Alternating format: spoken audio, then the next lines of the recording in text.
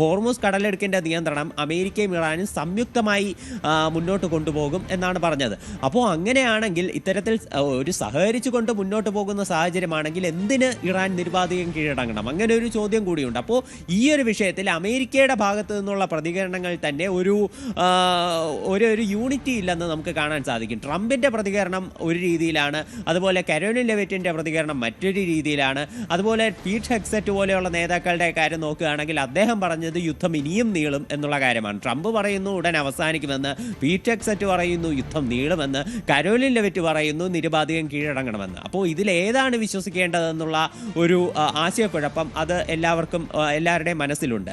ഇപ്പോൾ ഇതിനിടെ യുദ്ധത്തിൻ്റെ സാഹചര്യം നമ്മൾ പരിശോധിക്കുകയാണെങ്കിൽ നിലവിൽ ഇസ്രയേൽ ആക്രമണം കടുപ്പിച്ചിട്ടുള്ളത്, ഇപ്പോൾ ഇറാനിലേക്കുള്ള ആക്രമണങ്ങൾ നടക്കുന്നുണ്ട്, മധ്യ ഇറാനിൽ ഉൾപ്പെടെ കടുത്ത ആക്രമണം നടന്നു എന്നാണ് റിപ്പോർട്ടുകൾ സൂചിപ്പിക്കുന്നത്.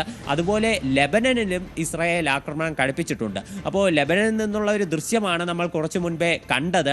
അവിടെ ഒരു റഷ്യൻ റിപ്പോർട്ടർ ന്യൂസ് റിപ്പോർട്ട് ചെയ്യുന്നതിനിടെ അദ്ദേഹത്തിൻ്റെ പിന്നിൽ ഒരു മിസൈൽ വന്ന് പതിക്കുകയായിരുന്നു. ഒരു ഭയപ്പെടുത്തുന്ന ദൃശ്യം തന്നെയാണ്. ഇത്തരത്തിൽ സാധാരണ ജനങ്ങൾക്ക് മാത്രമല്ല മാധ്യമപ്രവർത്തകർക്ക് ഉൾപ്പെടെ സുരക്ഷയില്ലാത്ത ഒരു കടുത്ത സാഹചര്യം തന്നെയാണ് ലെബനനിലുള്ളത്.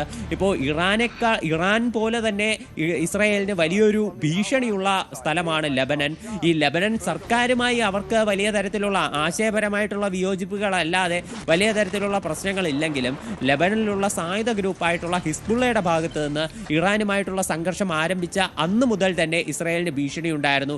ഇസ്രായേലിൻ്റെ സൈനിക കേന്ദ്രങ്ങൾ ലക്ഷ്യമാക്കിയും അതുപോലെ ടെല്ലവീവിലേക്ക് ഉൾപ്പെടെ ഹിസ്ബുള്ള ആക്രമണം നടത്തുന്ന പശ്ചാത്തലമുണ്ടായിരുന്നു.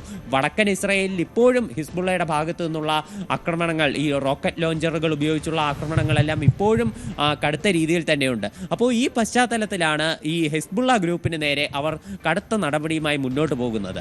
ഈ തെക്കൻ ലെബനൻ കേന്ദ്രീകരിച്ചാണ് ഇസ്രായേലിൻ്റെ സൈനിക നടപടികൾ പ്രധാനമായിട്ടും പുരോഗമിക്കുന്നത്.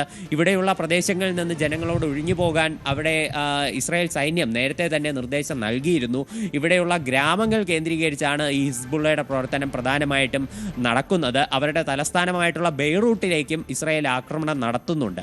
എന്തായാലും ഈ വടക്കൻ ഇസ്രായേലും തെക്കൻ ഇസ്രായേലും തമ്മിൽ ബന്ധിപ്പിക്കുന്ന ചില പാലങ്ങൾ, അതുപോലെ തന്നെ അത്തരം ഫെസിലിറ്റികളെല്ലാം ഇപ്പോൾ നിലവിൽ ഇസ്രായേൽ സൈന്യം നശിപ്പിച്ചിട്ടുണ്ട് എന്നാണ് വിവരം. അപ്പോൾ ഇത്തരം പാലങ്ങൾ ഉൾപ്പെടെ നശിപ്പിച്ചത് കാരണം ലെബനന്റെ ഔദ്യോഗിക സേനാ വിഭാഗത്തിന് തെക്കൻ ലെബനനിലേക്ക് പ്രവേശിക്കുന്നത് പൂർണ്ണമായിട്ടും തടയിടുകയാണ് ഇസ്രായേൽ. അപ്പോൾ